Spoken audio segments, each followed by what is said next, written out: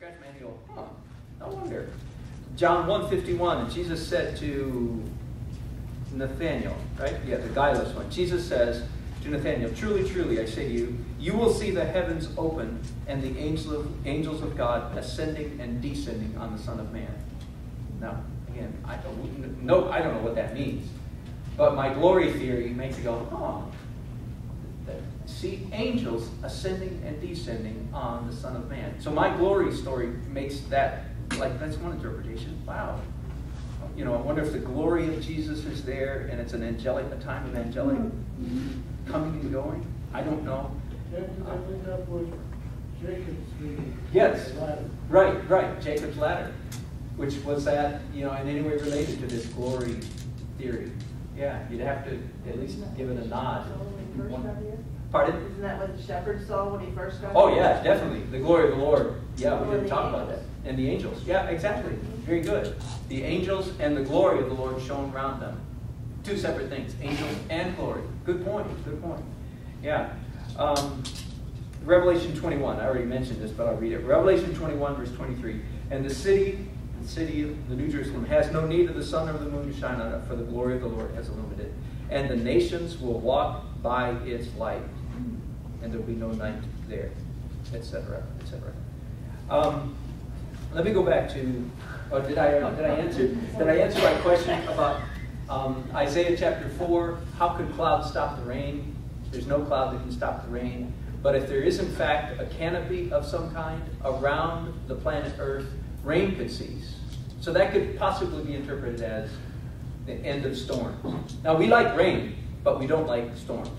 You know, we don't like, I remember in Texas, when we lived there years ago, hot central Texas, never got enough rain. And I remember praying for rain was almost mentioned at almost every prayer meeting. And I remember one of the old ranchers, big old guy in his 70s, he was very specific with the Lord. He said, Lord, we really need some rain, you know. Just a nice gentle rain, not a gully washer. Just rain is good, gully washer is not so good. And it may be that a canopy would produce rain, not gully washers, yes. Or dew, like the Garden of Eden. And if you go with the other creationist theory, that there was subterranean water and that everything was watered by a mist coming up. Yes, which is what it says. To the ground. It didn't rain, water came up. Yeah, exactly. You know. Now, that's my half-baked theory. I like it because it makes me happy, and it's just fascinating. It's such an interesting story to me. Now, you could easily say, well, Dan, you know, might it not be that Jesus comes back first, and I go, yep, could be. There's a lot of, I guess, other reasons why I tend toward post-millennialism. Has to do with the kingdom. The kingdom of God has been planted. The seed has been planted. Yea, verily, Jesus has been planted, and the mustard seed is going to grow and take over the world. That's my kingdom eschatology. And so I guess my canopy eschatology, my flaming sky, is just an extension of that kingdom. Somebody was raising their hand over here. Up here. I was just going to say, I finally looked up that verse, and you were ahead of me. But the New King James in Isaiah says, over all of the glory there will be a covering, but the Old King James says there will be a defense. Yeah. Oh, the New King James says, over all the glory there will be a covering. And yeah, exactly. And the Old King James says there will be a defense. Yeah, a protection. I think the word protection is used in some of the translations that I looked at. Young's uses a safeguard. A safeguard, yeah. Interesting.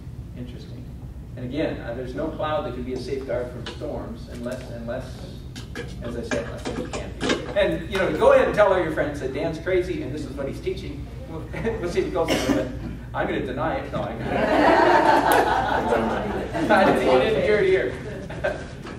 So I missed the past two Sundays, so you probably already covered this. So the post-millennialist, Yes. whatever it is. So when does all the bad stuff happen that's supposed to You're right. We have been dealing with that. Not at great length.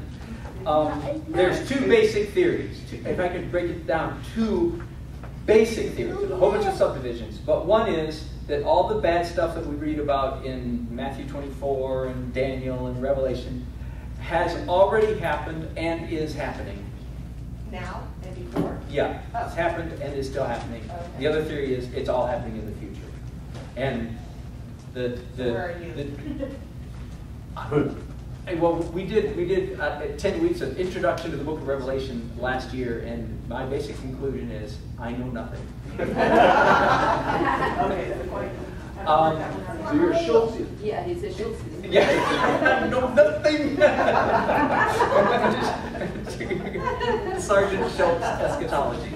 I know nothing. The better answer to that is I grew up, of course, like most of us did, thinking that it's all in the future. All this stuff in Revelation is all happening in the future. And I still think that that's possible. But when I look at the scholars who are arguing with each other and throwing mud balls at each other and calling each other all kinds of mean names, when I read the people that say it's happened already and is still happening throughout history, it seems to me they have slightly the better argument.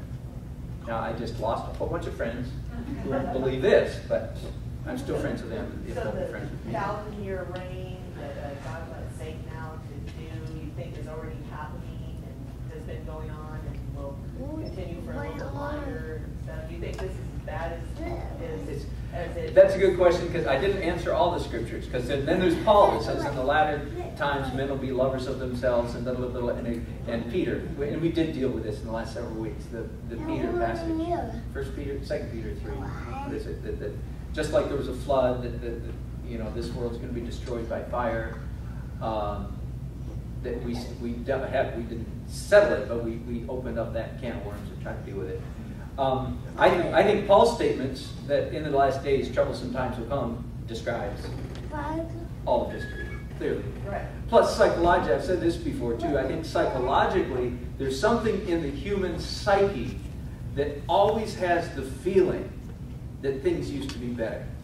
I think there's something in our psyche that makes us look back at the good old days and now things are worse. You think so, or they just weren't talked about as much as Well, they are now? there's all kinds of theories, but I think there's actually literally something that has to do with the way our memory works and the way we glorify the past and so on and so forth. And so when Paul says, don't be surprised, I think he may be even addressing that ever-present element in the human psyche. It always seems like things are getting worse. I'm not sure it's true. In fact, you've heard me say emphatically, I believe things are getting better.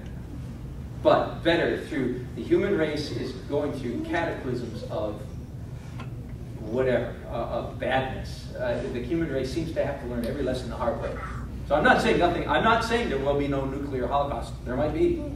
I'm not saying World War II didn't happen. It clearly did in the most Christian of all continents at the time. It did happen. So I'm not saying that bad things might not happen. Things could be very bad. But I think it's a trend, it's a trend like this. Things are getting better, even though in between there are really bad things that happen.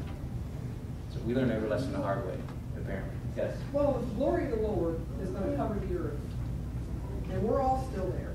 The good, the bad, the ugly, the saved, everybody. Yeah. Something's going to happen. Yeah, thank you. There's going to be... In fact, I didn't get into that. Well, I think like you say, something's going to go pop and sizzle. Exactly. When the glory of the Lord shows up, things go pop and sizzle. Yeah. And judgment happens. What it is, I don't know. Exactly. Something's going to happen. Exactly. And we see that. I mean, Elisha called fire down from heaven. That was Shekinah glory. Come down. The glory of the Lord came down and burned up 50 people, 50 men, 50 more men. The third 50 said, don't shoot. Remember that story? So the glory brings judgment. No question. No question. So there will be turbulent times.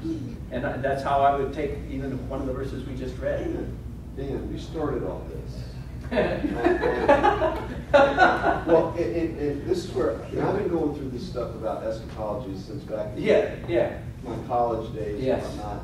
And I can even remember then asking the guy who was teaching the class, what's this all about? And kind of the bottom line answer came into, so you'll recognize how serious this all is, so you'll work harder.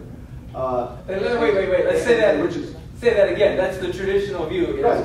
Jesus is coming back. So this is busy. Yes, so you don't understand how serious it's well, not look, well, whatever. Get it. Whatever you meant by that.